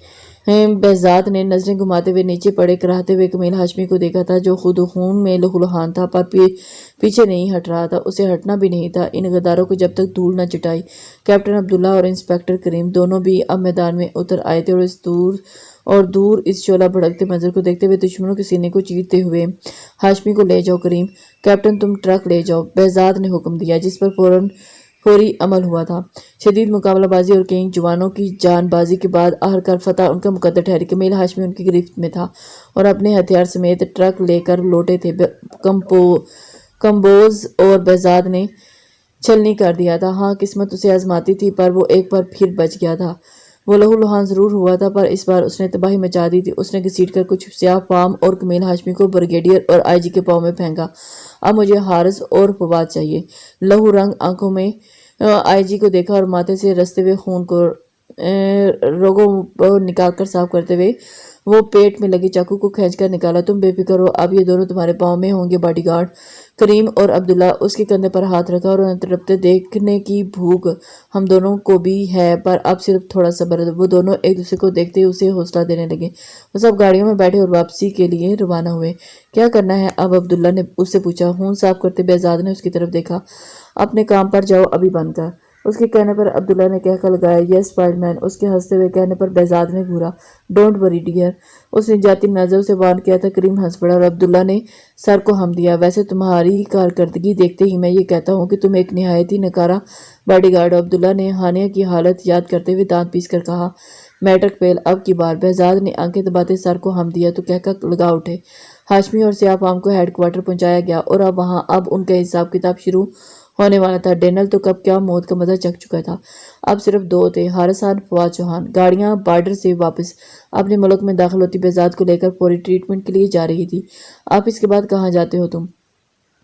سگار لبوں میں دبائے اس کے روم میں داخل ہوتے کڑے تیوروں سے فواد صاحب نے پوچھا۔ کہیں نہیں، یہیں ہوتا ہوں دوستوں کے ساتھ، اس نے سرسری سا جواب دیا تھا۔ بکواس زیادہ کرنے لگے ہو۔ دوستوں کے ساتھ اس نے کیا ملے گا تمہیں؟ اور پھر دوستوں کے پاس فالتو ٹائم برباد کرتے ہوئے کیا دیں گے یہ دوست تمہیں؟ وہ غصے ہوتے ہوئے اندر آئے۔ آپ کو کیا ملا ڈیڈ؟ انکل براک اور انکل حارث سے، وہ کہتا پھر سے وائلن کی تاروں سے چھیڑ چھاڑ کرنے لگا۔ فواد صاحب اس سے پلٹ کر جواب دینے پر شاک میں آگے تھے۔ انہوں نے جو دیا ہے یہ تم نہیں سمجھ سکتے۔ فالتو میں بکواس کرنے کے بجائے اپنا بچا ہوا وقت ہانیہ کے ساتھ سپینڈ کیا کرو۔ وہ سختی سے بولے۔ صبح کے 9 بجے آفس اور رات 11 بجے یا 12 بجے آپ کون سا وقت دوں ان کو؟ اس نے انگلی گٹار کی تار پر پھیرتے ہوئے روم کی فضا میں خوبصورت سی دھن چھیڑ دی اور ٹھہرے لہجے میں تنزیہ پوچھا۔ وائلن کا شوق اسے اپنی ماں سے وراثت میں ملا تھا۔ مسز رو شاہ نے چوہان کو وائلن کا کافی شوق تھا اور یہی شوق ان کے بیٹے میں بھی۔ اپنی ماں کو دیکھ کر وہ اکثر اسے وائلن پہ خوبصورت دھن سناتی رہتی تھی، کبھی اپنے شوق سے اور کبھی اپنے بیٹے کی فرمائش سے۔ فواد سب سر جھٹک کر مزید بحث سے جان چھڑواتے اسے بیگ میں وائلن رکھتے ہوئے دیکھنے لگے۔ کہیں جا رہے ہو؟ انہوں نے گھور کر پوچھا اور سگار کا گہرا کش لیا۔ جی، وہ مسکرا کر حصہ ہلا گیا۔ کس کی طرف؟ انہوں نے اسے بوٹ کے تسمے باندھتے ہوئے دیکھ کر کندھے پر بیگ دیکھا۔ کسی ہاس کی طرف۔ مانی ہزی سی آنکھیں چمک گئی تھی۔ بغیر چمک آنکھوں میں لیے بغیر ہچکچائے اعتراف کرتا مسکراتا سٹی کی مدھم دھن پر وہاں سے نکلتا چلا گیا۔ جو بھی رنگ رلیاں منانی ہوں منا لو، میں جلد ہی حارث خان سے بات کرنے والا ہوں تمہاری شادی کی۔ ان کی دھاڑ پر وہ ٹھٹک کر رکا اور مڑ کر انہیں دیکھنے لگا۔ کیا گھورے ہو؟ اس کے گھورنے پر فواد چوہان گھورائے۔ ہادی نفی میں سر ہلاتا وہاں سے نکلا اور اپنا خوبصورت موڈ برباد نہیں کرنا چاہتا تھا اپنے باپ سے بحث کر کے۔ ٹھیک ہے، میں خیال رکھوں گی۔ وہ موبائل کان سے لگائے دوسری طرف کریم سے بولی، جو اسے کہہ رہا تھا کہ بہزاد واپس آ گیا چمن سے اور کافی زخمی ہے، اس کا ٹریٹمنٹ چل رہا ہے۔ کچھ دن میں اس کے ٹھیک ہونے کے بعد فواد چوہان کو اٹیک آنا ہے جس سے وہ پاگل ہو جائے گا۔ خیال کرنا، ہو سکتا ہے یہیں پر اپنا کالا اعمال نامہ کھول دے، کیونکہ آئی جی کا کہنا ہے کہ اس وقت دونوں کو سامنے لائیں گے۔ کریم نے اسے ساری معلومات دیتے کہا تھا۔ اچھا رہے گا بہت۔ بھائی کیا کہتا ہے؟ موبائل کندھے اور کان سے ٹکائے وہ بھیگے بال آگے کرتی انہیں ڈرائی کرنے لگی تھی اور اپنی خوشی میں اتنی مگن تھی کہ اسے اندر آتے ہادی کا احساس ہی نہیں ہوا۔ وہ مسکراتا اس کی کمر پر بالوں سے گرتی ہوئی پانی کی بوندیں دیکھنے لگا اور پھر بیگ آہستہ سے بیڈ پر رکھتے ہوئے احتیاط سے قدم اٹھاتے اس کے پیچھے آیا۔ ہاؤ! اچانک سے اس کے کان میں جھکا رمیسا نے کہا۔ رمیسا کی چیخ بلند ہوئی۔ آہ! بھوت! ہادی! وہ چیختی ہوئی وہاں سے دور بھاگی اور موبائل چھوڑ کر کندھے کی گرپ سے آزاد ہوتا ہوا نیچے گرا اور ہادی کریم کی آواز پر کال ڈسکنیکٹ کر گیا تھا۔ ہاں ہاں ہاں، کتنی ڈرپوک ہارٹ بیٹ، وہ اس کے ری ایکشن پر بلند کہکا لگاتا ہوا بولا، اور رمیسا دھک دھک کرتی دونوں دھڑکنوں سے حیرت سے سامنے ہنستے ہوئے ہادی کو دیکھنے لگی۔ اس کی سانسیں ہوپ سے سینے میں اٹکی ہوئی تھی۔ اس کے بے رحم کو کوئی احساس نہیں تھا۔ اسے ہنستے ہوئے دیکھ کر اسی حالت کے زیر اثر ہاتھوں میں ہاتھ چھپا کر رو پڑی۔ او میری جان! وہ ایک دم گھبرا کر اس کی طرف لپکا، پر رمیسا اس کے ہاتھ سے چھٹک دیا۔ بہت برے ہیں آپ، وہ ہچکیاں بھرتے ہوئے ہادی نے شرمندہ ہوتے ہوئے اسے گلے سے لگایا۔ چھوڑیے مجھے، وہ سخت مزاحمت کرتی رہی پر اسے خود میں پیچھے کھڑا رہا۔ پہلے جان نکالتے ہیں پھر پیار کرتے ہیں، جانے دیں۔ وہ آنکھیں رگڑ کر صاف کرتی اس کے بازو پر ہاتھ مارتی ہوئی بولی۔ ہادی مسکرا کر اسے دیکھنے لگا اور پھر سینے میں بھینچ گیا تھا۔ تم تو میری جان ہو یار، اپنی جان کو کون تکلیف دے سکتا ہے بھلا؟ مجھے اندازہ نہیں تھا کہ تم اس قدر ڈر جاؤ گی۔ اس کا چہرہ صاف کرنے لگی، جس پر رمیسا گھورنے لگی۔ بات لیا ہے، تھوڑا ویٹ کر لیتی میرا۔ اس کے بھیگے بالوں میں انگلیاں پھنسائے چہرہ بلند کرتا وہ اسے دیکھنے لگا۔ رمیسا اچانک اس کے لہجے کی گمبھیرتا محسوس کرتی کسمسا کر سرخ پڑتی اس سے دور ہوئی۔ جھک کر اپنا موبائل اٹھایا تو توڑ دی نہ اسکرین، ہبکی سے کہتے ہوئے اپنا موبائل کی سیاہ اسکرین کو دیکھنے لگی۔ پہاڑ میں بھیجو سب کچھ۔ ہادی اسے پیچھے سے احسار میں لیتے ہوئے اس کے بالوں میں منہ چھپاتا گویا ہوا۔ رمیسا اس کے یوں اچانک سے آنے پر پھر بدلے روپ کو پا کر اب سانس روکے کھڑی تھی۔ ہادی اسے خاموش پا کر اس کی گردن میں نم بالوں کو ہٹانے لگا، جس پر اس کی سانسیں خشک ہوگی اور وہ لب دبائے موبائل کی مٹھی میں پیچھے ہوئے کھڑی تھی۔ ٹانگیں بے جان سی ہوگی تھی۔ وہ مسکراتا اس کی گردن پر لب رکھتا اس کی بھیگی خوشبو میں گہرا سانس بھرنے لگا۔ رمیسا سرخ ہوتی پلٹ کر اس کے سینے میں منہ چھپا گئی۔ پلیز! وہ اس کے لبوں کا دمکتا ہوا دہکتا ہوا لمس اپنی گردن پر محسوس کرتی مچل گئی۔ ہادی نے مسکراتے ہوئے اس کی کمر میں اپنا مضبوط بازو ڈالا اور اسے قریب کرتے ہوئے اس کے کان کی لو کو اپنے ہونٹوں سے چھوا۔ ہادی! وہ پھولی سانسوں سے اسے سرگوشی میں پکارتی مزاحمت کرنے لگی۔ ہادی اس کے ہاتھوں کے نازک مکے سینے پر برداشت کرتا ہوا اس کے ہاتھوں مروڑ کر اس کی کمر پر باندھتے ہوئے دوسرا ہاتھ اس کے چہرے پر اوپر کرتا ہوا اس کے بھیگے نقوش دیکھنے لگا۔